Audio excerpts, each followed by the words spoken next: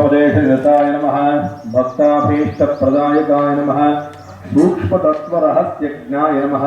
कार्यकार्यप्रबोधकाय नमः। ज्ञानमुद्राञ्चितकराय नमः। शिष्यहृत्तापहारकाय नमः। परिव्राजाश्रमहृते नमः। ओम षण्मदस्थापनाचार्याय नमः। त्रयीमार्गप्रकाशकाय नमः।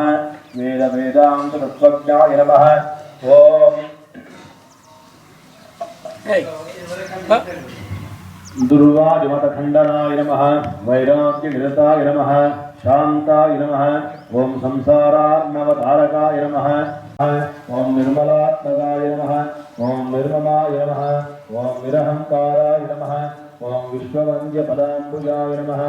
ओम सत्त्वंशक्षणाय नमः। ओम तपोरासे नमः।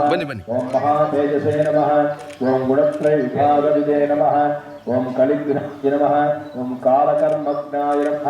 ओम तमोगुणनिवारकाय नमः। ओम भगवते नमः।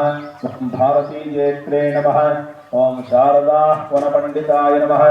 ओम धर्माधर्मविभागज्ञाय नमः। भूषिताम्बरमनोहराय नमः। ओम श्री ब्रह्मसूत्रोपनिषद्भाष्यादिग्रन्थकल्पकाय नमः। ओम